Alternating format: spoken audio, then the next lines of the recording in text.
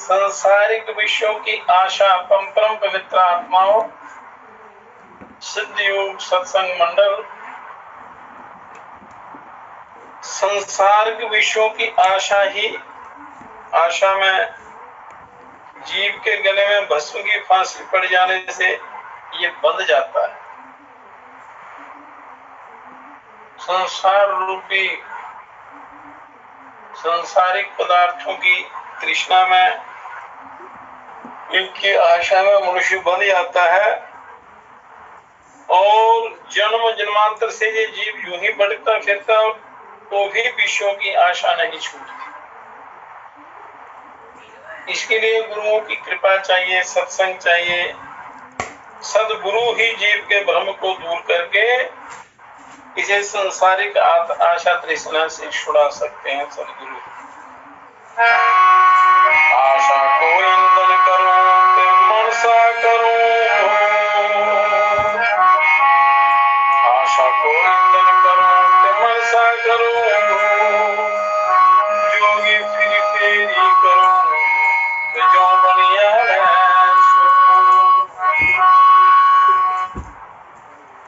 इस जग से संसार से उपरत हुए भक्त के माध्यम से संत जी कहते हैं कि आशा को तो ईंधन कर दूं और मन की तृष्णा को जला फूंक कर भूत कर लूं, तो इस प्रकार योगी बनकर मेरी फेरी लगाया करूं। यदि ऐसे ही मेरा कार्य सिद्ध हो जाए तो मैं इसको भी करने के लिए तैयार हूं। भावार्थ यह है कि आशा तृष्णा के रहते हुए जीवन कल्याण का परमोद्देश्य पूर्ण नहीं होता। जब तक आशा तृष्णा है तो सच्चा सुख और आनंद की प्राप्ति नहीं होती और इसके बीच फंसे हुए जीव को परम सुख शांति की प्राप्ति संभव ही नहीं है। जब तक आशा तृष्णा का त्याग नहीं होता तब तक वो परम शांति नहीं मिल सकती अतः सदगुरु के सदुपदेश का आचरण करते हुए आशा तृष्णा से मुक्त होना चाहिए। सदगुरु जो है वो सही रास्ता बताते हैं पार उतरने का।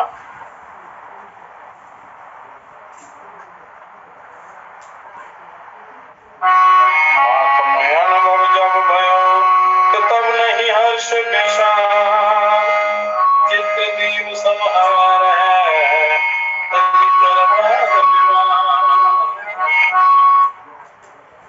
कि जब आत्मानुभव अर्थात निज चैतन्य स्वरूप का बोध हो जाता है, अपने आप का जब बोध हो जाता है, तब किसी भी प्रकार का हर्ष और शोक नहीं रह जाता। हर्ष शोक से ऊंचा उठ जाता है, मनुष्य सुख दुख से ऊंचा उठ जाता है। आत्मानुभवी पुरुष संसारिक वाद विवाद को त्याग कर, संसारिक वाद विवाद नहीं करता, उसको त्याग कर चित्र के दीप के समान स्थिर हो जाते हैं। जैसे किसी चित्र पर, कागज पर या किसी दीवार पर कोई चित्र बनाया होता है, ऐसे रह जाते हैं। किसी प्रकार की कोई हरकत नहीं होती, किसी प्रकार का विकार नहीं होता। आत्म अनुभव ज्ञान को तो जो कोई पूछे सो का गुण खाए कौन गुण स्वान, सो का गुण खाए कौन गुण स्वान। आत्मा के अनुभव ज्ञान की यदि कोई बात पूछे तो वह कहीं नहीं जाती। जिसको अनुभव होता है वही जानता है, वो बता नहीं सकता अनुभव को, पर वो अनुभव इतना दिव्य अनिर्वचनीय होता है, दिव्य होता है कि उसका वर्णन नहीं कर सकते। वह कुछ इस प्रकार है कि जैसे गूंगा व्यक्ति गुड़ खाकर उसके स्वाद को किस मुंह से कहे, फलता वह उसे अपने मुख से आ तो सकता है, परंतु उसका स्वाद वर्णन करने में असमर्थ है। इसी प्रकार जो मनुष्य साधना कर सकता है, साधना के द्वारा आत्मानुभव कर सकता है, और यही इसका लक्ष्य है, पर ये वर्णन नहीं कर सकता उसका, उसके आनंद का, उसके अनुभव का। वो शब्द नहीं है, वो ये इन इंद्रियों के द्वारा, भौतिक इंद्रियों के द्वारा वो उसको नहीं बता सकता, वो अनुभव कर सकता है। ऐसे ही आत्मानुभवी लोग परमानंद में लीन रहते हैं और बता नहीं सकते वो क्या है।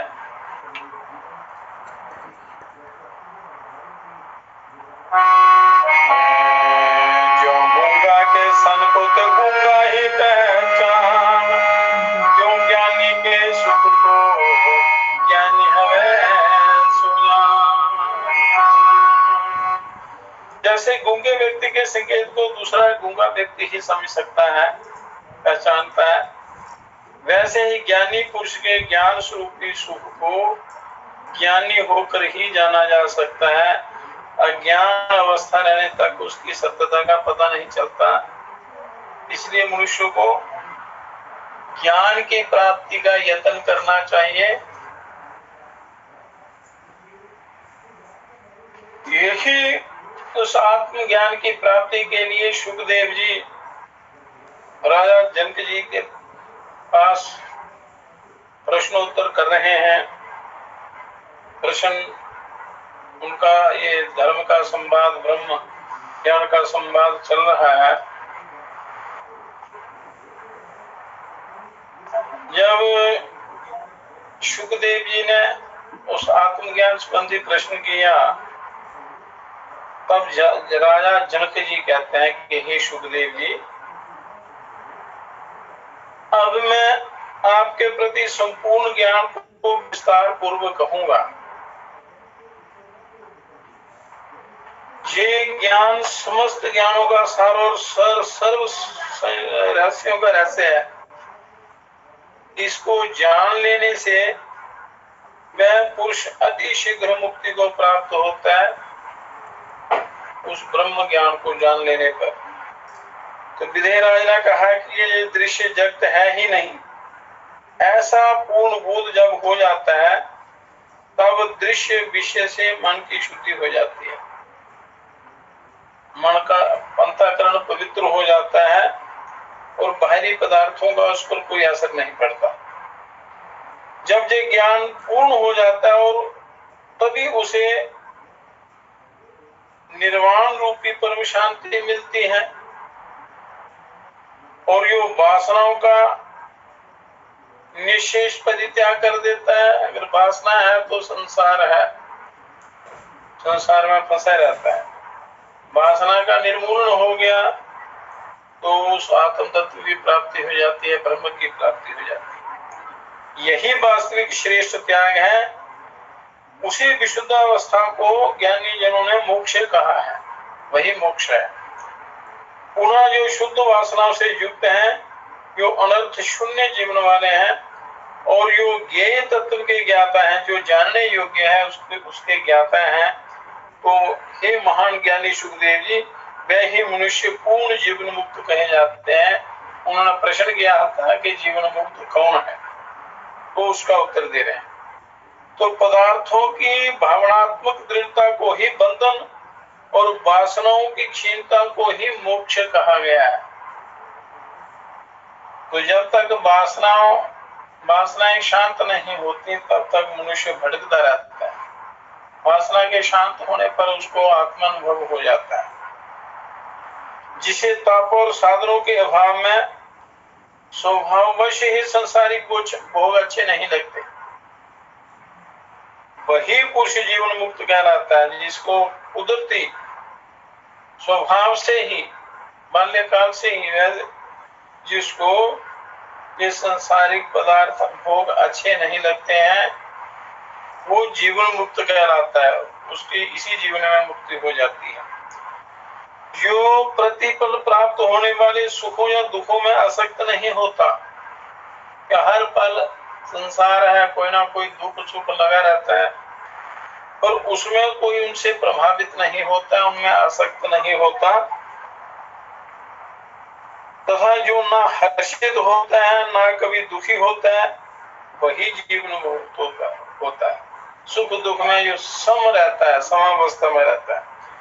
और जो हर्ष अमर्ष भय काम क्रोध शोक आदि विकारों से मुक्त होता है, वही जीवन मुक्त कहलाता है। जीते जी मुक्ति को प्राप्त करना।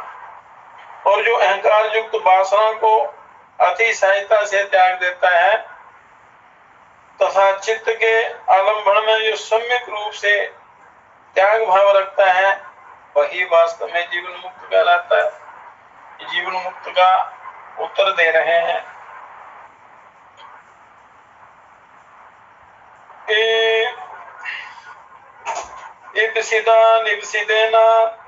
नास्तो यस्यांतर्वहित दृष्टिषु सुषुप्ति बद्धश्चरित सा जीवन मुक्ता उच्यते। अध्यात्म रतिरासीन पूर्णा पावन मानसा प्राप्तानुत्तमं विश्रांतिर किंचित देह वांछति यो जीवति गत स्नेह सा जीवन मुक्त उच्यते। संवेद्येन हृदयाकाशो मनागपि न लिप्यते यस्य सामजना संवित् स जीवन मुक्त युच्यते। राग देशो सुबोधम धर्म धर्मो फल फले जाकरोत्यन्यपेक्षेव सा जीवन मुक्त युच्यते।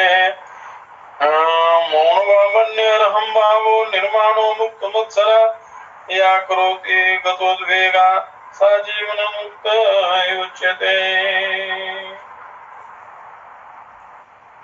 जो सदैव अंतर्मुख दृष्टि वाला है, जो हृदय में ध्यान करता रहता है, पदार्थ की कांक्षा से रहित और किसी वस्तु की अपेक्षा अथवा कामना से रहित सुषुप्ति के समान अवस्था में विचरण करता है, आनंद मग्न रहता है, वही मनुष्य जीवन मुक्त कहलाता है, वही जीवन मुक्त है।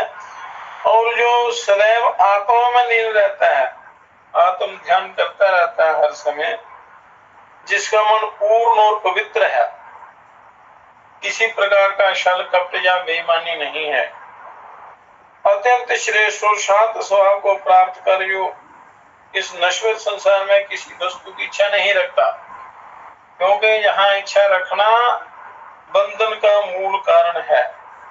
इच्छा ही संसार में बांधती है। तो जो किसी के प्रति आसक्ति ना रखता और उदासीन भाव से भ्रमण करता रहता है, वही पुरुष जीवन मुक्त होता है, उसी को सच्चा सुख मिलता है, आनंद की प्राप्ति होती है।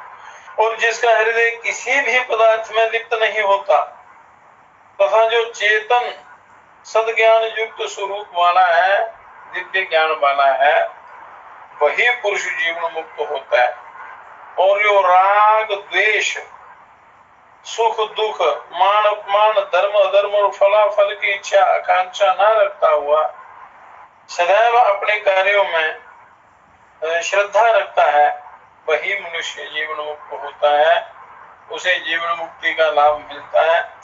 और जो अहम भाव को त्याग करके मान और मत्सर से रहित होकर उद्वेग रहित तथा संकल्प विहीन रहकर कार्य करता है, वही उसी पुरुष को ज्ञानी जन जीवन मुक्त कहते हैं। सर्वत्र विकृत स्नेहो या साक्षी मदवस्थिता निरिच्छो वर्तते कार्यं सा जीवन मुक्ता युच्यते। जो सर्वत्र मोह रहित होकर विचरण करता है, साक्षी भाव से जीवन यापन करता है तथा बिना किसी फल की कामना के किए ही अपने कर्तव्य में रत रहता है, जो कर्तव्य उसको सौंपा गया वो करता है, वही जीवन मुक्त होता है। और जिसने धर्म अधर्म का संसारिक विषय के चिंतन का तथा सभी तरह की कामनाओं का परित्याग कर दिया है, उसे ही जीवन मुक्त कहा गया है। ये जीवन मुक्त की लक्षण है। ये समस्त दृश्य प्रपंच जो दृष्टिगोचर हो रहा है, जो संसार दिखाई दे रहा है सारा, उसका जिसने पूरी तरह से परित्याग कर दिया है, इसका पूरी तरह जिसको ज्ञान हो गया है, वही जीवन मुक्त कहलाता है। और जो ज्ञानी पुरुष खट्टे चरपरे कड़वे नमकीन स्वाद युक्त और अस्वाद को एक जैसा मानकर भोजन ग्रहण करता है, स्वाद लगा लगा कर नहीं खाता है, वही जीवन मुक्त कहलाता है। जरा मृत्यु विपत्ति राज्य और दरिद्रता आदि में से जो इनमें जो समान भाव रखता है और समान भाव रखते हुए हर स्थिति में संतुष्ट रहता है, वही जीवन मुक्त कहलाता है। संतोषी पुरुष जीवन मुक्त कहलाता है, जिसको संतोष है। जिसने धर्म अधर्म सुख दुख और जन्म मृत्यु आदि का अपने हृदय से पूर्ण रूप में परित्याग कर दिया है, वही वास्तव में जीवन मुक्त कहलाता है। ये जीवन मुक्त का वर्णन चल रहा है। तो इस कली काल में जीवन मुक्त होने के लिए इन तीनों का पालन करना चाहिए। तनु पवित्र सेवा के, तन की पवित्रता, तन की शुद्धि, तन का पवित्रीकरण सेवा से होता है। धन पवित्र कर दान, और जो धन आप कमाते हैं उसका कुछ अंश दशमांश या कुछ अपने सामर्थ्य के अनुसार सच्ची श्रद्धा भक्ति से जो दान किया जाता है, उससे उस धन की शुद्धि होती है, कई गुना होकर वो वापस मिलता है और कल्याणकारी होता है। दान कली काल में दान से तुरंत कल्याण होता है। अब उदगेनंद रहिता सम्य स्वच्छ ध्यान शोच देना सा जीवन मुक्ता युच्यते। जो मनुष्य उद्वेग और आनंद से रहित है, शोक और हर्षोल्लास में समान भाव रखता है और परिष्कृत बुद्धि से संपन्न है, सभी तरह की इच्छाओं और आकांक्षाओं कामनाओं तथा सारे निश्चयों को जिसने मन से पूर्ण त्याग दिया है, वही जीवन मुक्त कहलाता है। उत्पत्ति पालन और प्रलय की अवस्था में तथा प्रगति और अवनति में जिस पुरुष का मन समान रहता है, हर स्थिति में हर अवस्था में एक जैसा रहता है, वही जीवन मुक्त कहलाता है। और जो किसी के प्रति ईर्ष्या द्वेष राग आदि के भाव नहीं रखता और जो ना किसी की इच्छा आकांक्षा करता है और जो केवल प्रारब्ध वश प्राप्त भोगों का उपभोग करने वाला है, वही जीवन मुक्त कहलाता है। और जिसने संसार के विषयों की प्राप्ति की कामना को त्याग दिया है और जो चित्त में रहते हुए भी चित्त रहित तो हो गया है, इसके अंदर चित्त रहते हुए भी चित्त के वश में नहीं है, चित्त को जिसने जीता है और चित्त रहित तो हो गया है, वही पुरुष जीवन मुक्त कहलाता है। और जो पुरुष जगत के संपूर्ण अर्थ ज्ञान के बीच में प्रतिष्ठित होकर भी उससे पराय धन से अलग रहने वाले धर्मात्मा के सदृश अनासक्त रहता है। धर्मात्मा के समान जो किसी पराया किसी का धन ग्रहण नहीं करते और उन धर्मात्मा के समान अनासक्त रहता है। निश्चय ही वह आत्मा में ही परमात्मा की अनुभूति करने वाला महान पुरुष जीवन मुक्त कहलाता है। आत्मा में ही उस आत्मानंद की अनुभूति करने वाला, आत्मानुभूति करने वाला ही जीवन मुक्त कहलाता है। अब वह पुरुष अपने शरीर के काल व्यतीत हो जाने के पश्चात जीवन मुक्ति की स्थिति का परित्याग करके गतिहीन पवन के समान विधेय मुक्त स्थिति को प्राप्त कर लेता है। और इस अवस्था में जीव की ना तो उन्नति होती है ना ही अवनति तथा उसका विनाश भी नहीं होता। उसकी ये अवस्था सत असत से परे होती है और वह किसी से दूरस्थ समीपस्थ भी नहीं होता है। वो उस परमानंद परम पद में स्थित रहता है, आत्मानंद में स्थित रहता है। इसलिए उस आत्मानंद की प्राप्ति के लिए इस मनुष्य को यत्न करना चाहिए, अभ्यास करना चाहिए। ये राजा जनक जी सुखदेव जी के प्रश्नों का उत्तर दे रहे हैं। विदेह मुक्ति गंभीर और स्तब्ध अवस्था को कहते हैं। विदेह मुक्ति गंभीर और स्तब्ध अवस्था को कहते हैं। उस अवस्था में ना सर्वत्र प्रकाश व्याप्त होता है और ना ही अंधकार। उसमें नाम विहीन और अभिव्यक्त ना होने वाला एक तरह का सत्य तत्व अवशिष्ट रह जाता है। ये सत्य तत्व है, परम ब्रह्म। और वह शून्य और साकार भी नहीं होता है, दृश्य और दर्शन रूप भी नहीं होता है, और उसमें ये भूत और पदार्थ समूह भी नहीं होते। केवल वह सत्य अंत रहित स्वरूप में प्रतिष्ठित होता है। जो उसका अंत रहित स्वरूप है उसमें प्रतिष्ठित होता है। और वह ऐसा आश्चर्य युक्त तत्व होता है, ऐसा विलक्षण तत्व होता है कि जिसके रूप का निर्देशन नहीं किया जा सकता, उसका निर्देशन कर ही नहीं सकते, उसकी तुलना किसी से भी नहीं कर सकते। तो उसकी आकृति और प्रकृति पूर्ण रूप से भी पूर्णतर होती है, पूर्ण से पूर्ण, सूक्ष्म से भी सूक्ष्म, अति गहन। और वह ना सत्य होता है ना असत्य है, तथा सत्य असत्य दोनों भी नहीं होता है। और वह भाव और भावना से परे होता है, वह मात्र चैतन्य ही होता है, किंतु चिंता विहीन अनंत भी होता है। और ये जरा रहित शिव स्वरूप और आत्म कल्याण पद को प्राप्त होता है। उसका आदि मध्य अंत भी नहीं होता, वह अनादि और दोष रहित होता है। उसने जो तप किया है उसका ये प्रभाव है। तो दृष्टा दृश्य और दर्शन की त्रिपुटी के मध्य में मात्र एक दर्शन स्वरूप ही कहा गया है। दृष्टा, दृश्य और दर्शन। दृष्टा देखने वाला, दृश्य जिसको देखना है, और दर्शन जब जिसको देखना है उसको उसका साक्षात्कार कर लिया जाए। जो त्रिपुटी के मध्य में मात्र में दर्शन स्वरूप ही कहा गया है। हे सुखदेव जी, इस संदर्भ में इसके अतिरिक्त अन्य कोई दूसरा निश्चय नहीं किया जा सकता।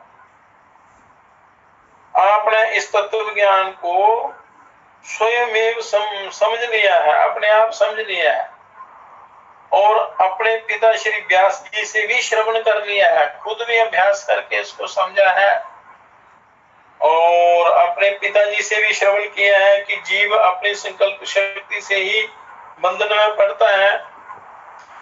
और संकल्प से ही मोक्ष को प्राप्त कर लेता है। वही संकल्प है, यदि संकल्प सही हो गया तो मोक्ष मिल जाता है, और संकल्प सोच यदि दूसरी हुई, संसारिक हुई, तो मोक्ष नहीं होता। अतः आपने स्वयं ही उस तत्व ज्ञान को प्राप्त कर लिया है कि जानने के पश्चात इस नश्वर जगत में साधु जनों को सभी दृश्यों से अथवा भोगों से विरक्ति पैदा हो जाती है, और अपने पूर्ण चैतन्य अवस्था में पहुंचकर सभी प्राप्त होने वाले पदार्थों को भी प्राप्त कर लेता है। और आप तपा स्वरूप में स्थित है, आप तपा स्वरूप में स्थित है कि आप तप में स्थित हैं। हे ब्राह्मण, आप मुक्तावस्था को प्राप्त हो चुके हैं, आपकी अवस्था बड़ी परमोच्च अवस्था है। अतः भ्रांति का परित्याग कर दें। हे सुखदेव जी, बाह्य और अति बाह्य अंत में बाह्य में एवं उसके भी असंग को देखते हुए भी आप नहीं देखते हैं। आप सर्वदा पूर्ण केवल अवस्था में साक्षी भाव से विद्यमान है। ये राजा जनक जी ने सुखदेव जी से कहा। विदेह राज जनक के इस तत्व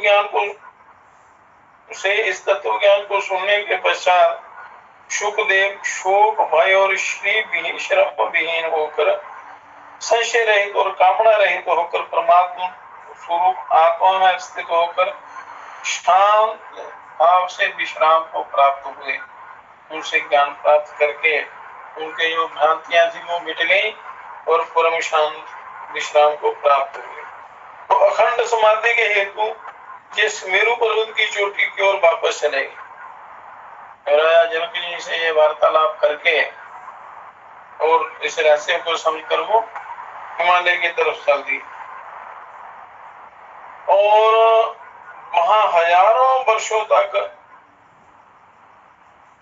स्नेह रहित हो, दीपक रूपी नेत्रों से मुक्त शुद्ध स्वरूप पवित्र निर्मल और वासना रहित होकर वे महान ज्ञानी सुखदेव जी अपने आत्म पद में वैसे ही एकाकार हुए जैसे जल कण महासागर में विलीन होकर समुद्र रूप हो जाते हैं। जल के कण में जब समुद्र में गिरते हैं तो समुद्र का रूप धारण कर लेते हैं, तो चले गए और अपना उसमें लीन हो गए अपने ब्रह्म में।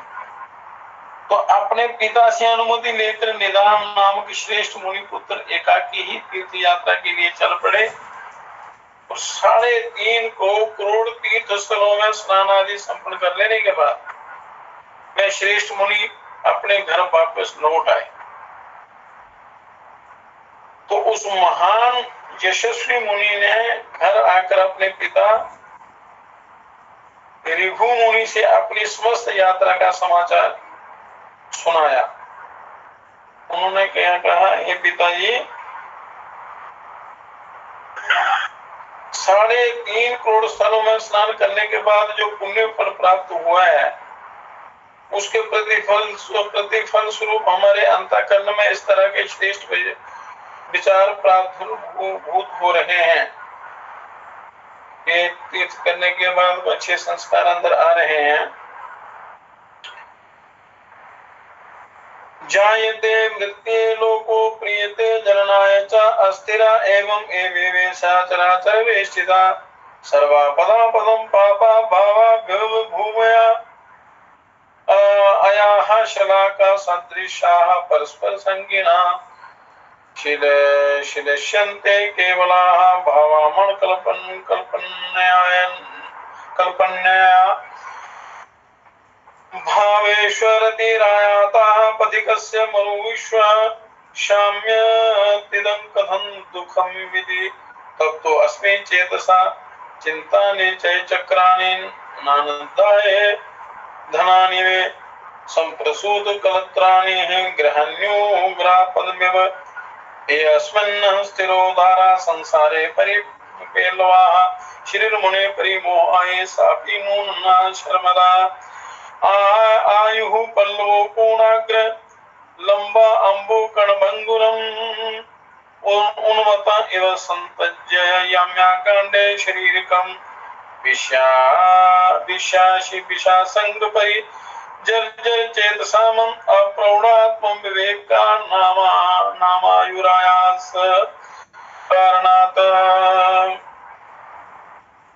के जो जगत उत्पन्न होता है मरने के लिए, मतलब विनष्ट होने के लिए, संसार पैदा होता है नाश होने के लिए, पुनः मरता है जन्मने के लिए, दोबारा मरता है जन्मने के लिए, और मरने के लिए जन्मता है, जन्मने के लिए मरता है। समस्त चराचर प्राणियों की चेष्टा के साथ ये सारा प्रपंच अस्थिर और क्षणिक है। जितना भी ब्रह्मांड में ये सारा संसार दिखाई देता है, सारा क्षणिक है, अस्थिर है, नाशवान है।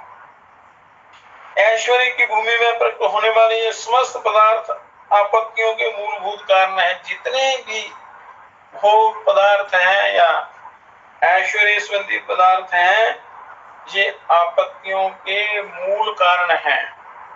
जिनसे आपत्तियां ही आपत्तियां आती हैं, अज्ञान अंधकार छाता है, रास्ता नहीं दिखाई देता। तो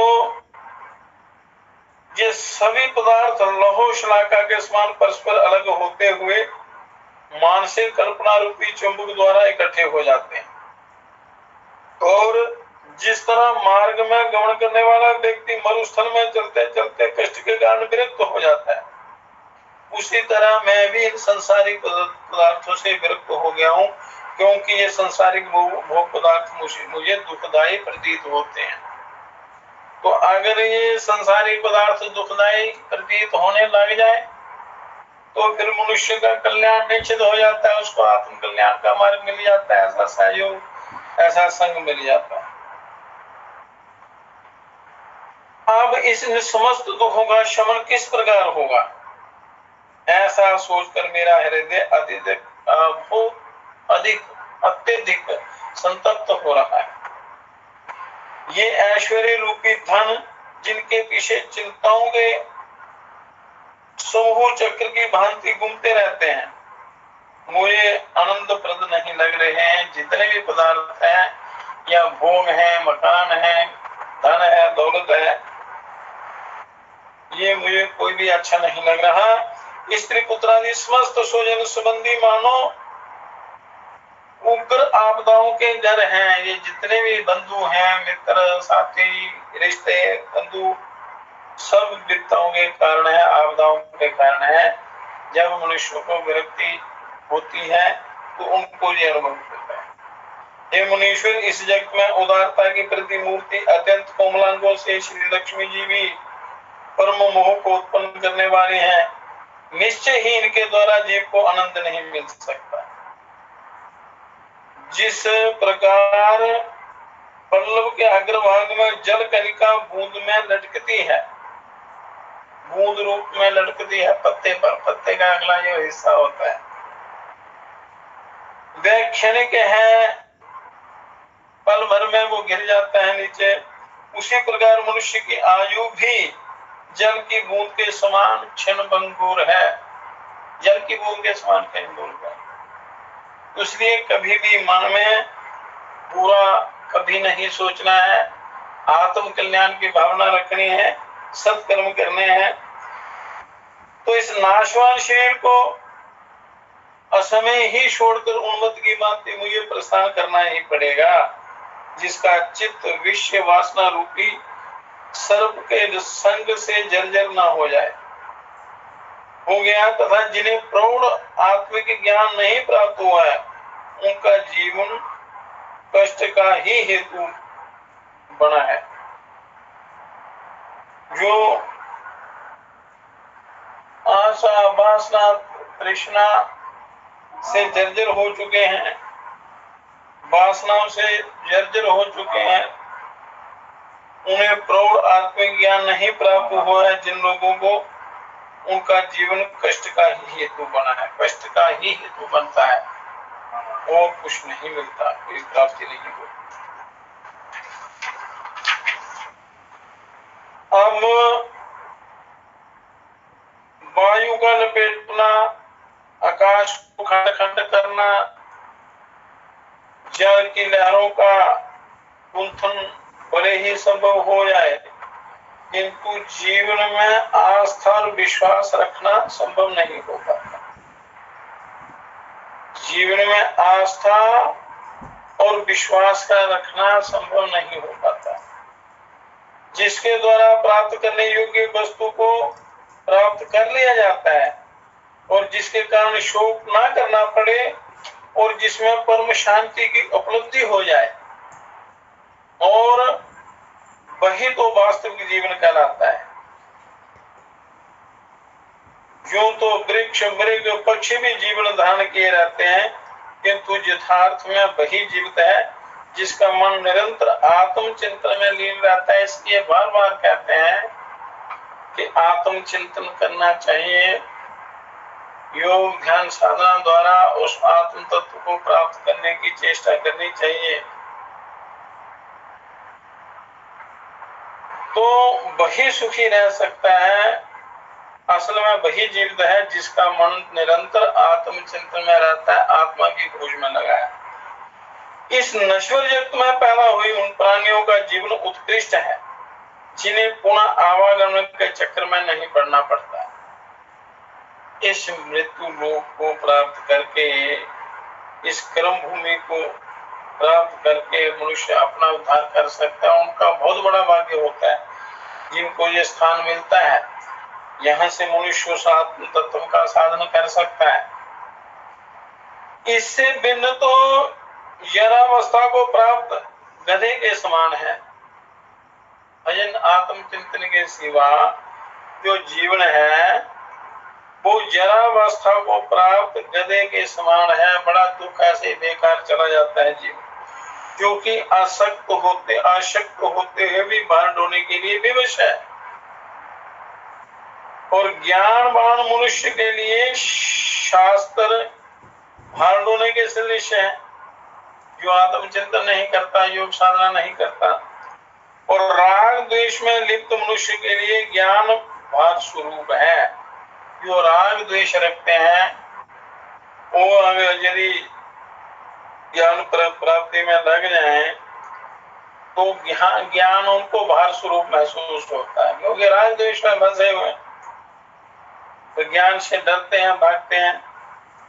अशांत मनुष्य का मन तो स्वयं में ही भार रूप होता है। जो अशांत व्यक्ति होता है, जो सोचता नहीं है, सोच विचार करके काम नहीं करता, वो स्वयं ही भार रूप होता है। वो अपने आप में भार रूप है। तथा जो आत्मज्ञानी नहीं है उनके लिए शरीर भी बोझा ढोने के समान ही है। जो आत्मज्ञान की जिज्ञासा नहीं रखते, आत्मज्ञानी नहीं है, तो ये शरीर भी बोझा ढोने के समान ही है। जैसे घोड़ा, गधे इत्यादि। तो अहंकार ही समस्त विपत्तियों के आगमन का हेतु। इसी से मनोविकार पैदा होते हैं। अहंकारम वशादापहंकाराद दुराध्याय अहंकार वशादेहा नाहंकारा तत्परो रिपु। अहंकार वशाध्य धन्मया भुक्तं चराचरं तत्सर्वं सर्वं वत्स्वमेव वस्पहंकार रिक्तता। ये अहंकार ही समस्त विपत्तियों के आवागमन का हेतु है। वही सारी विपत्तियों को बनाता है। अहंकार के कारण ही कष्ट होते हैं। इसी से मनोविकार पैदा होते हैं और तरह तरह की इच्छा आकांक्षाओं का प्रादुर्भाव होता है। और इस कारण मनुष्य का अहंकार से बढ़कर और कोई शत्रु नहीं है। मनुष्य का अहंकार ही सबसे बड़ा शत्रु है। अहंकार के वशीभूत होकर मैंने चराचर रूप जिन जिन भोगों का उपभोग किया है वे सभी मिथ्या भ्रम रूप हैं। और अहंकार का शून्य होना ही जीवन की यथार्थता है। अगर अहंकार शून्य हो गया, अहंकार निकल गया, तो जीवन सफल हो जाता है। वस्तु तो मात्र अहंकार शून्यता ही है। ये मन व्यर्थ ही परेशान होकर यत्र तत्र दौड़ता रहता है। इसलिए मन को अपने काबू में करना है, इसको समझाना है। तो ये मन व्यर्थ ही दूर दूर तक भ्रमण करता रहता है, दौड़ लगाता रहता है, पल में कहीं, दूसरे पल में कहीं। तो इसका स्वभाव गांव गांव में इधर उधर घूमने वाले कुत्ते की तरह होता है। ये मन गांव गांव में घूमना, गांव में घूमने वाले कुत्ते की तरह मैं भी तृष्णा रूपी इस जानवर के पीछे, कुतिया के पीछे पीछे पीछे कुत्ते की भांति भटकता हुआ इस प्रकार क्रूर मन के वशीभूत होकर जड़वत हो गया था। मैं भी माया के चक्कर में पड़ा था। हे ब्राह्मण, अब मैं उसके प्रभाव से पूर्ण रूपेण मुक्त हो गया हूं।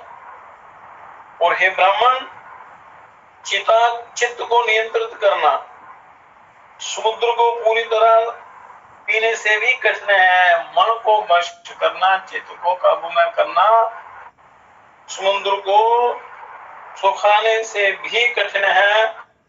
समुद्र को सुखाया जा सकता है, उसका शोषण किया जा सकता है, सुखा सकते हैं, उसको सुखाना आसान है, परंतु मन को वश में करना बहुत ही कठिन है। सुमेरु पर्वत को उखाड़ फेंकने से भी कठिन है और अग्नि के भक्षण से भी कठिन है ये मन को वश में करना। जिसने मन वश में कर लिया उसका कल्याण हो गया, उसने त्रिलोक की वश में कर ली। तुझे चित्त भाई और अंतःकरण में विश्व भोगों को ग्रहण करने वाला है, अंदर बाहर सब विश्व भोगों को ग्रहण करता है। उसके आधार पर ही जागृत, स्वप्न और सुषुप्ति रूप तीनों अवस्थाओं से युक्त संसार की स्थिति निर्भर है। जागृत, स्वप्न और सुषुप्ति। तो चित्त के नष्ट होने पर ये जगत नष्ट हो जाता है। अतः प्रयास पूर्वक चित्त की ही चिकित्सा करनी चाहिए, चित्त का ही इलाज करना चाहिए। कि जब तक चित्त आपके वश में नहीं होगा तब तक आप उस ब्रह्म को, उस आत्मानंद को, उस ईश्वर को प्राप्त नहीं कर सकते। उसका एक तरीका है, तनु पवित्र साधना, जब तक ज्यादा नहीं कर सकते, तनु पवित्र सेवा की सेवा भाव रखो। धन पवित्र का दान यथा योग्य स्थान में यहाँ आवश्यकता हो वहां सात्विक भाव से दान देना। धन की शुद्धि, मन पवित्र, हरि भजन करो होत त्रिविध कल्याण। और मन की पवित्रता जो है परमात्मा का ध्यान भजन करने से होता है, परोपकार करने से होता है। तो हे श्रेष्ठ मुने, मैं जिन श्रेष्ठ सद्गुणों का आश्रय प्राप्त करता हूँ और मेरी तृष्णा उन श्रेष्ठ गुणों को ठीक वैसे ही काट देती है जैसे कि दुष्ट मूषिका बीना के तारों को काट देते हैं। चूहियां जो है बिना वाद्य यंत्रों के तार को काट देते हैं। ये तृष्णा चंचल वंडरिया के समान है जो ना लांघने योग्य स्थान पर भी अपना पैर टिकाना चाहती है। ये तृष्णा उस चंचल बंदरिया के समान है।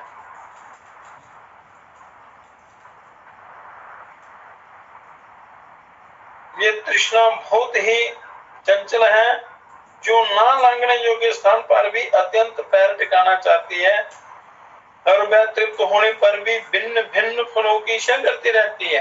ये तृष्णा जितना प्राप्त हो उससे भी कई गुना ज्यादा और तृष्णा करते रहते हैं और आशा करते हैं और मिल जाए और मिल जाए। एक जगह पर लंबे समय तक नहीं रुकती और क्षण मात्र में ही वे आकाश और पाताल की सैर कर डालती है। ये तृष्णा ये मन की गति के साथ चलती है, क्षण मात्र में ही दिशा रूपी कुंजों में भ्रमण करने लगती है, लोक लोकांतरों में हो आती है एक पल में।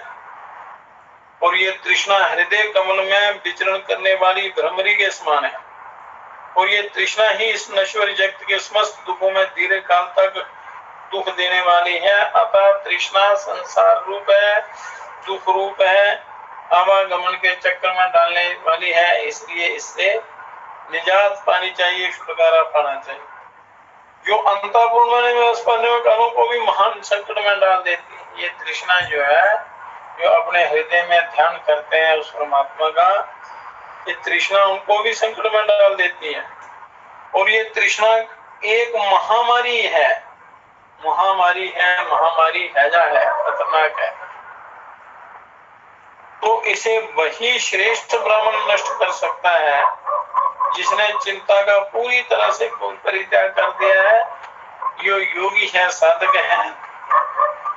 यदि चिंता का थोड़ा भी परित्याग कर दिया जाए तो अत्यधिक आनंद की प्राप्ति होती है। चिंता अगर थोड़ी भी त्याग दें तो आनंद उससे कई गुना ज्यादा प्राप्त होता है। और यदि थोड़ी सी भी चिंता मन में है, शेष रही, तो उससे असीम दुख की प्राप्ति होती है। अगर थोड़ी रह गई तो ये दुखों का कारण भी बनती है। तो इन चीजों पर मनुष्य को धीरे धीरे सत्संग करते सत्शास्त्रों का श्रवण करते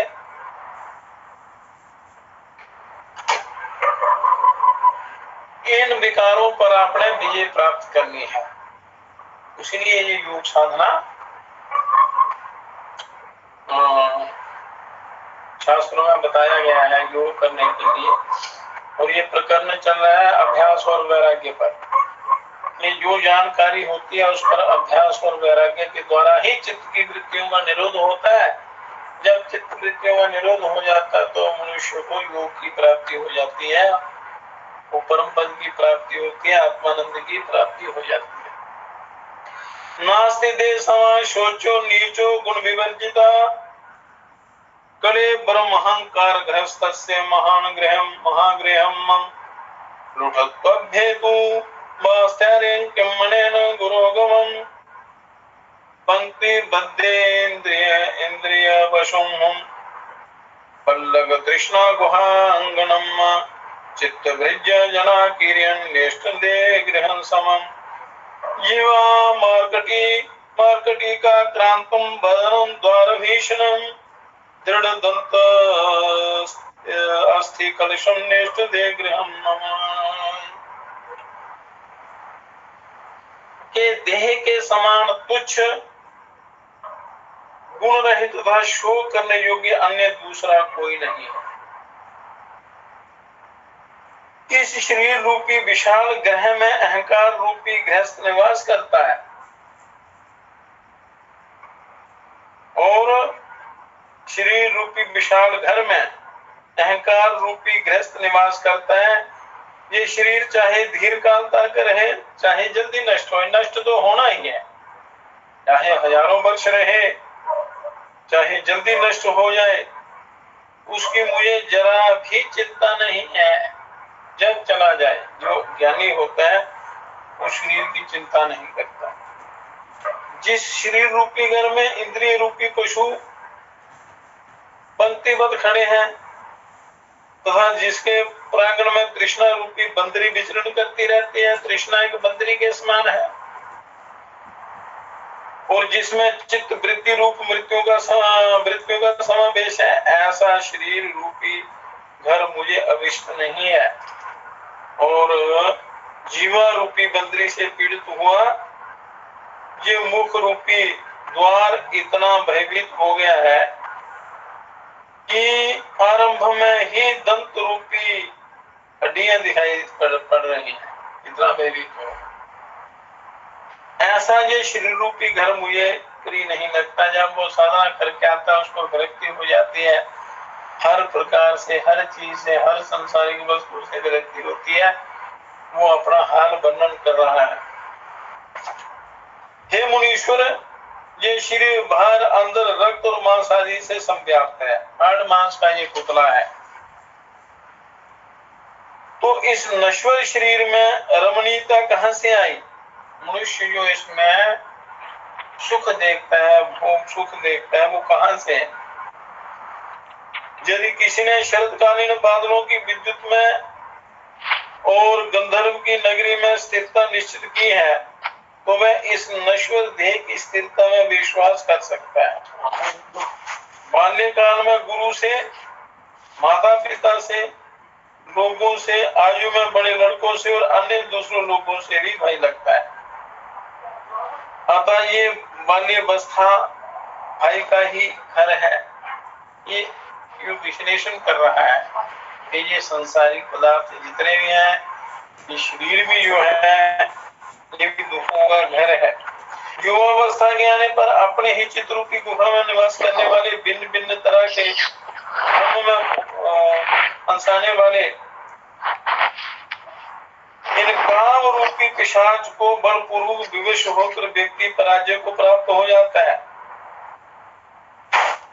और इनके वश में आ जाता है। और वृद्धावस्था के प्राप्त होने पर जब वृद्धावस्था आती है उस पर उन्मत्त की भांति कांपते हुए व्यक्ति को देखकर दास पुत्र पुत्रियां स्त्रियां बंधु बांधव भी हंसी करते हैं। तो जब वृद्ध हो जाता है तो उसका मजाक लेते हैं, उपहास करते हैं। वृद्धावस्था में शरीर अस्वस्थ हो जाने पर इच्छा आकांक्षाएं अधिक बढ़ जाती हैं। वृद्धावस्था में और ज्यादा आशा तृष्णा बढ़ती है। इसलिए कहते हैं कि बाल्यकाल से ही अच्छे संस्कार होने चाहिए, अच्छे लोगों का संग करना चाहिए और सदशास्त्रों का स्वाध्याय करते हुए जीवन को पवित्र बनाना है। वृद्धावस्था में शरीर असमर्थ हो जाने पर इच्छा आकांक्षाएं बढ़ती जाती हैं और ये वृद्धावस्था हृदय में दाह प्रदान करने वाली सारी आपत्तियों की प्रिय सहेली है, सारी दुखों की सहेली है। ये वृद्धावस्था सबको बुला लेती है, सारे कष्टों को बुला लेती है। तो इस प्रकार इस नश्वर जगत में रहने वाले संसारिक प्राणी जिस सुख की भावना करते हैं, क्योंकि वृद्धावस्था में तो रोग घेर लेते हैं, मनुष्य के अंग काम नहीं करते, केवल श्वास ही चलता है, अपना कार्य करता है। इसलिए कहते हैं कि प्राणायाम के द्वारा मनुष्य को प्राणों को जीतना है, अपने वश में करना है, ताकि आखिर समय में वो इस जीवात्मा को कष्ट ना हो। तो जैसा अभ्यास प्रारंभिक अवस्था में किया हो, जैसे बाल्यावस्था में, युवावस्था में या जब तक शरीर को होश है, तो वही अभ्यास आपके सामने अंतिम समय में आएगा। तो जिस नश्वर संसार में रहने वाले संसारिक प्राणी जिस सुख की भावना करते हैं, आखिर वह कहाँ है? इन भोग पदार्थों में कहाँ है? सब में दुखी दुख है, परिणामों का कष्ट ही कष्ट है। तो काल आयु को तृण के सदृश काटता ही जा रहा है। काल जो है ये आयु को पल पल जो है काटता जा रहा है।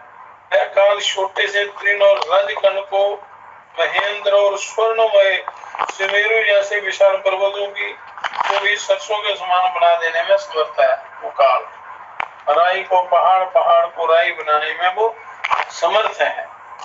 तो ये सभी का संहार करने में सक्षम तथा अपनी उदर पूर्ति के लिए सभी को आत्मसात करने को उद्यत है।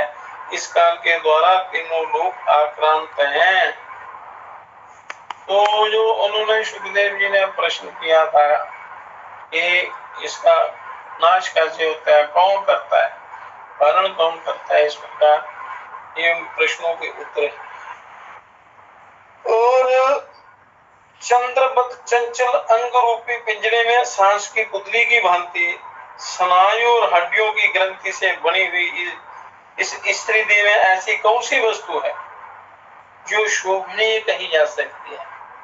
ना पुरुष में ना स्त्री में ये पूरा शरीर जो है और अस्थि और मांस का ये ढांचा है। आंखों में स्थित त्वचा, मांस, रक्त और आयु आदि इन सबको अलग अलग करके अवलोकन करो। इनमें कौन सी वस्तु आकर्षित प्रतीत होती जिसके पीछे मनुष्य अपना जीवन बर्बाद करता है? यदि कोई वस्तु आकर्षक नहीं तो फिर व्यर्थ में मोह करने से क्या लाभ है? मोह दुखों का मूल कारण है। तो हे मुनि, जो नारी सुमेरु पर्वत की चोटियों से उल्लसित होने वाली भगवती मां गंगा की चंचल गति की भांति हैं, जो मुक्ताहार से पूर्ण रूपेण सुशोभित देखी गई हैं, काल चक्र के समीप अपने आने पर उस नारी के मांस पिंड रूप शरीर को शमशान में कई कीटाणु, जीव इत्यादि भक्षण करते हैं। जो नारियां केश और काजल धारण करने वाली तथा देखने में प्रिय लगने वाली होने पर भी जिनका स्पर्श दुख देने वाला होता है, स्पर्श ये वास्तव में संसारिक पदार्थों के पीछे दुख छिपा रहता है, और जो इनके पीछे चलते हैं वो मारे जाते हैं, फंस जाते हैं माया चक्र। तो इनका हर प्रकार का स्पर्श दुख देने वाला होता है, और वह ही विधाता की दुष्कृति रूप अग्नि की ज्वाला के समान दग्ध करने देने वाली नारियां पुरुष को तिनके के भांति जला डालती हैं। ऐसा उनके मन में विरक्ति आने के बाद वो विचार आ रहे हैं। जब विचार करते हैं कि संसार में सुख कहाँ पर है, तो कहीं भी सुख नहीं देखता, किसी भी शरीर में सुख नहीं है, दुखों का घर है सारा। इसलिए इस शरीर का शुद्धिकरण करते हुए योग के द्वारा, प्राणायाम ध्यान साधना के द्वारा पवित्रता करते हुए उस ब्रह्म की प्राप्ति करनी है, अपना जीवन सफल बनाना है, इस माया जाल से निकलना है। ज्वालावती दूरयापि सरसापि नीरसा स्त्रीहि नरकाग्नि नाम्यंधनं चारुदारणं कामनामना किरातेनं विकीर्णा मुग्ध चेतसा नार्यो नर विहंगा नामंगं बंधो नाम बंधन वा पुरा गुरा जन्म पल्लव मत्स्याणः चित्तकर्तम चारिणाम पूषण दुर्वासना रज्जु नारी बड़ी पिंडिका सर्वेषां दोष रत्नानां कुसुमदिक्यानां दुख श्रृंखलया नित्यं मस्तुमं स्त्रियः यस्ते स्त्री तस्य भोगेशानि स्त्री कस्य का भोगोषं स्त्रियं त्यक्त्वा जगत्व्यक्तं जगत्यक्त्वा सुखी भवेत्।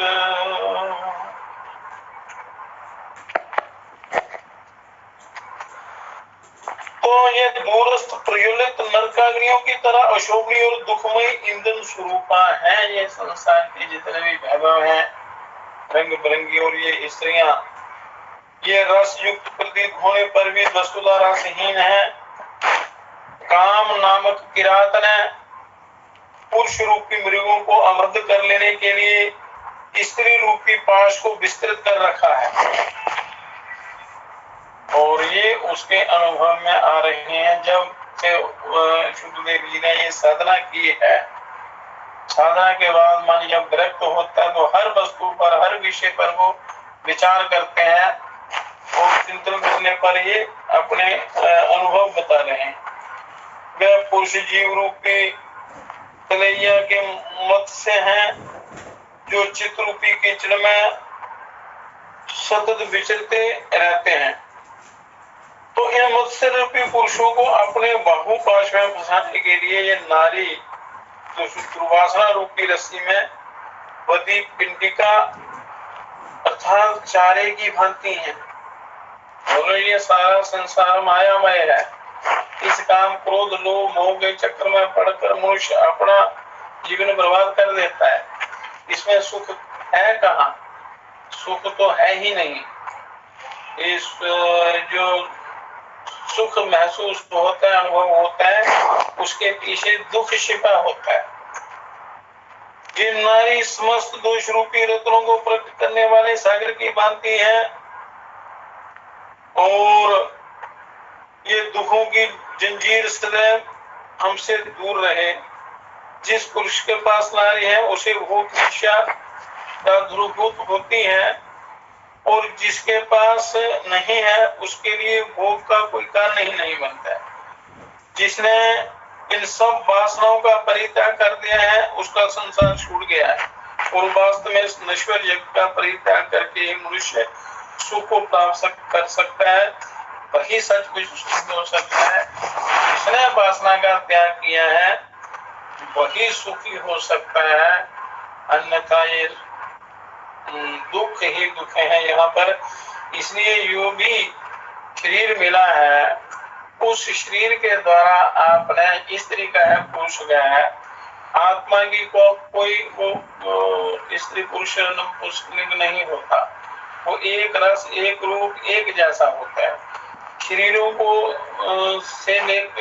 को लेकर भेद होता है, पर आत्म तत्व को लेकर भेद नहीं है। इसलिए आत्म कल्याण के अधिकारी सभी हैं, सब अपने आत्मा का कल्याण कर सकते हैं उस रास्ते पर चल के, ब्रह्म विद्या, ब्रह्म ज्ञान के द्वारा।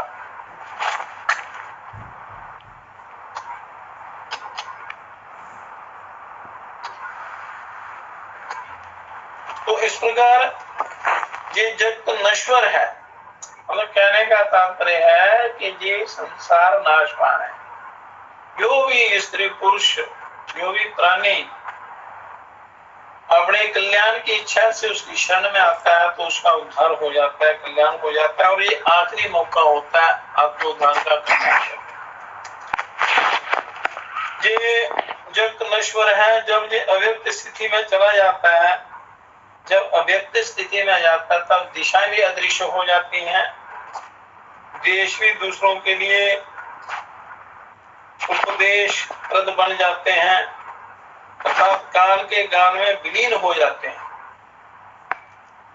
और पर्वत भी खंड खंड हो जाते हैं, तारा गण भी टूट टूट कर गिर जाते हैं, ध्रुव नक्षत्र आदि का जीवन भी अस्थिर हो जाता है, और सिद्ध योगी जन भी सब भी नष्ट हो जाते हैं, दानवादी भी जराग्रस्त शक्ति रहित होकर नष्ट हो जाते हैं, और दीर्घ काल तक स्थायी रूप से निवास करने वाले पितामह ब्रह्मा जी और जन्म रहित भगवान विष्णु भी अंतर्ध्यान हो जाते हैं, अंतर्धान हो जाते हैं, वो भी अंतर्धान हो जाते हैं, और समस्त भाव अभाव में परिणत हो जाते हैं, सारे भाव अभाव में बदल जाते हैं, और दिशाओं के अधिपति भी जरा जीर्ण हो जाते हैं, बड़े बड़े देवगण और समस्त प्राणी समूह वैसे ही विनाश की ओर दौड़ते चले जाते हैं, पतन की तरफ जाते हैं। इस प्रकार ये सारा संसार नाशवान है। जिस प्रकार सागरों का जल बड़वानल की ओर दौड़ता चला जा रहा है, आपत्तियां क्षण भर में विपत्तिग्रस्त बना देती हैं, संसार में आदि देह आदि भौतिक आध्यात्मिक तीनों प्रकार के ताप संताप होते रहते हैं, तो क्षण भर में समस्त वैभव संपदाएं समीप में एकत्रित हो जाती हैं, क्षण भर में मृत्यु और क्षण भर में जन्म हो जाता है, ये ऐसा क्रम चलता रहता है। ये सभी प्रपंच नश्वर है, ये जितना भी है सारा नाशवान है, स्थिर नहीं है। तो इसलिए नश्वर संसार से प्रीति नहीं करनी है। ये शरीर मिला है तो इसके द्वारा अपना कल्याण करना है, मौका मिला है, समय मिला है आपको। व्यर्थ की बातों में, व्यर्थ के हंसी मजाक में, व्यर्थ की ग्राम्य चर्चाओं में मनुष्य को इतना अनमोल जीवन बर्बाद नहीं करना चाहिए समय। फिर वहां यहाँ अगर समय निकल गया तो फिर कुछ भी हाथ नहीं लगेगा। इस जगत में कायर पुरुषों के द्वारा शूरवीरों का संहार होता है, कभी कभी एक के द्वारा सैकड़ों हजारों का विनाश हो जाता है। विश्व भोगों के द्वारा चित्त में विषमता आ जाती है, चित्त में अनेक प्रकार के दोष आ जाते हैं, विषमता आ जाती है।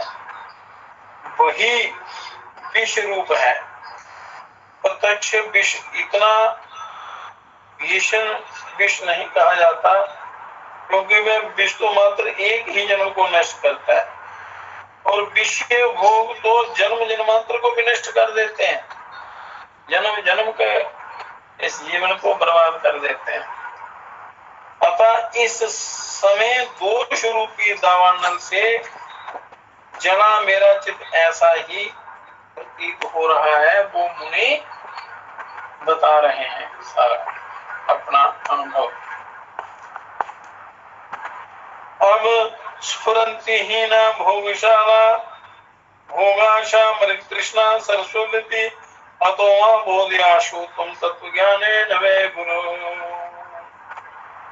नो चेन मौन समास्थाय निर्माणो मगत मत्सरा भावयन मनसा विष्णु कर्मार्पितोपमा। इति महोपनिषद। तो तृष्णा के सरोवर में खड़े होने के बाद भी मुझ में भोग लिप्सा की स्फूर्णा नहीं हो रही है। इतना वैराग्य हो गया था हमको, विरक्ति तप के द्वारा, साधना के द्वारा, चिंतन के द्वारा। अतः हे पिता, हे गुरु, ये उसे अपने पिता से बोले हैं, आप मुझे तत्व ज्ञानात्मक बोध शीघ्र प्रदान करने की कृपा करें, अन्यथा मैं मां और मत्सर का परित्याग कर अपने चित्त में भगवान विष्णु का ध्यान करते हुए चित्र लिखित की तरह मौन व्रत स्वीकार कर लूंगा। ये उन मुनि ने अपने पिताजी से कहा कि मुझे वो दिव्य ज्ञान दीजिए, मार्गदर्शन कीजिए मेरा, जिससे मैं उस ब्रह्म को प्राप्त हो जाऊं, उस परम पद को प्राप्त कर लूं, नहीं तो मैं समाधि लगा के बैठ जाऊंगा। तो अपने पुत्र निधान मुनि की सभी बातें सुनकर ऋषि बलरिभु ने कहा कि हे प्रभु, तुम ज्ञानों में सर्वश्रेष्ठ हो और अब तुम्हारे लिए कुछ भी जानकारी के योग्य शेष नहीं रहा है, क्योंकि आपने तप के द्वारा सब कुछ जान लिया है। आगे कुछ जानने को शेष रहा नहीं। तुम ईश्वर की महती कृपा से अपनी ही प्रज्ञा बुद्धि के द्वारा सभी कुछ समझ गए हो। साधना के द्वारा साधना करते करते मनुष्य को साक्षात्कार हो जाता है, अंदर से ही वो विद्या प्राप्त होती है, ईश्वर की कृपा होती है। तो इसलिए आप पर ईश्वर की पूर्ण कृपा है और आपने सब कुछ समझ लिया है। फिर भी हे मुनि, तुम्हारे चित्त में मलिनता के द्वारा जो भी भ्रम पैदा हुआ है उसका मैं निवारण करूंगा। मनोनिग्रह, शम कहते हैं मनोनिग्रह को, मन को वश में करने को। विचार, संतोष और सत्संग ही मोक्ष के 4 द्वारपाल कहे गए हैं। मोक्ष के 4 द्वारपाल शास्त्रों में कहे गए हैं।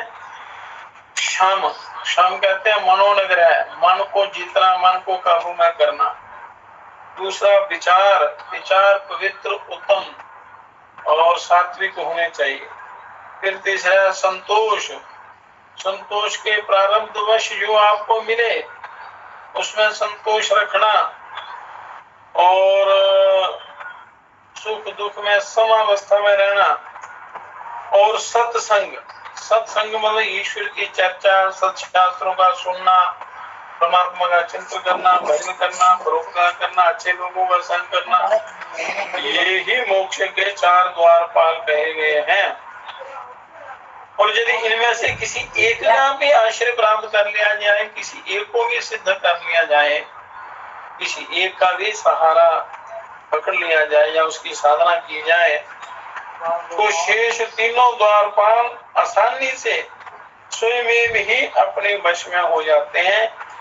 एक सधे सब सधे, सब साधे सब जाए।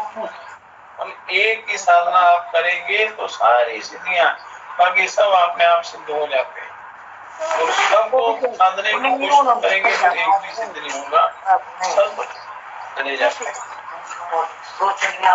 अतः सर्वप्रथम इस नश्वर जगत से मोक्ष प्राप्त करने के लिए तप, दम, दम कहते हैं इंद्रिय निग्रह को, और शम कहते हैं मनोनिग्रह को, और तप, दम, शास्त्र और सत्संग के द्वारा अपने सद्ज्ञान को बढ़ाना चाहिए।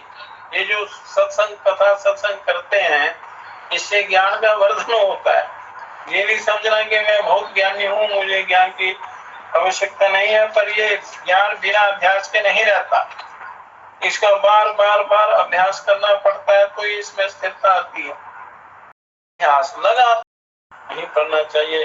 आलस्य, प्रमाद, तंद्रा, निद्रा का त्याग करके उसमें लगना चाहिए और उनके द्वारा अभ्यास द्वारा आत्म चिंतन करना चाहिए। बिना आत्म चिंतन के आपको सच्चा सुख, सच्चा कल्याण नहीं होगा। तो इसलिए आत्म चिंतन ही सर्वश्रेष्ठ चिंतन है। तो आत्म ज्ञान की कुछ और बातें कल करेंगे और कुछ योग की विधियां युक्तियां जो हैं वो कल इनका वर्णन होगा। कुछ युक्तियां बताएंगे, उनका अभ्यास करने पर लाभ मिलता है। आप सबके अंदर वो ज्ञान भरा पड़ा है, उसको जागृत करना है। और जब जागृत हो जाता है वो गुरुओं के द्वारा, शास्त्रों के द्वारा या सत्संग के द्वारा, तो फिर परम कल्याण हो जाता है, कल्याण की तरफ मनुष्य चलता है। तो धीरे धीरे चलने से कल्याण हो जाता है उसका अभ्यास करने से। तो इसलिए मनुष्य को समय व्यर्थ नहीं करना चाहिए। फल का पता नहीं,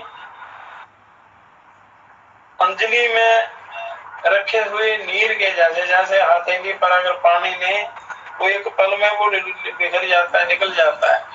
उसी प्रकार ये हथेली पर जीवन होता है पानी की तरह, पानी के बुलबुले की तरह। तो जितना भी समय आपको मिला है इसमें आत्म कल्याण में लग जाना चाहिए। संसार आपत्तियों, विपत्तियों, महामारियों से भरा पड़ा है, क्योंकि मनुष्य जब प्रकृति के विरुद्ध कार्य करता है या शास्त्र विरुद्ध आचरण करता है और मर्यादा के विरुद्ध चलता है, तो ये ऐसे उत्पात होते हैं, कष्ट आते हैं, भयंकर आपत्तियां आती हैं, महामारियां आती हैं। तो ये सब कर्मानुसार होता है। इसलिए अपने कर्म को सुधारना और ईश्वर से जो सृष्टि के कर्ता धर्ता उनसे प्रार्थना करनी चाहिए कि पूरे संसार को सुख का कल्याण करें, सबको सुख शांति दे। सर्वे भवन्तु सुखिनः, सर्वे सन्तु निरामयाः, सर्वे भद्राणि पश्यन्तु मा कश्चित् दुःखभाग् भवेत्। ऐसी भावना करें ताकि संसार के सारे कष्ट क्लेश दूर हों और मनुष्य सभी सदाचारी और परम भक्त बने, योगी ज्ञानी ध्यानी बने, तो फिर सुख और शांति ही शांति चारों ओर प्राप्त होती है। आज का सत्संग यही समाप्त करते हैं। ओम शांति है, शांति है, शांति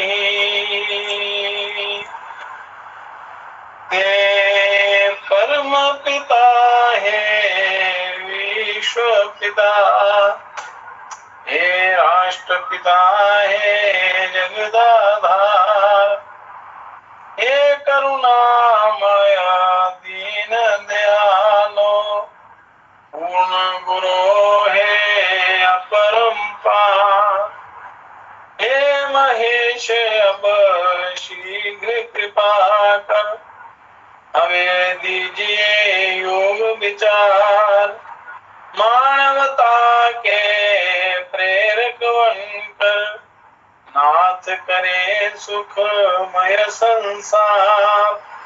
हे परम पिता है विश्व पिता, हो परस्पर प्रेम हो, सबका कल्याण हो। ओम हर हर हरि हर महादेव। सत्य सनातन धर्म की जय।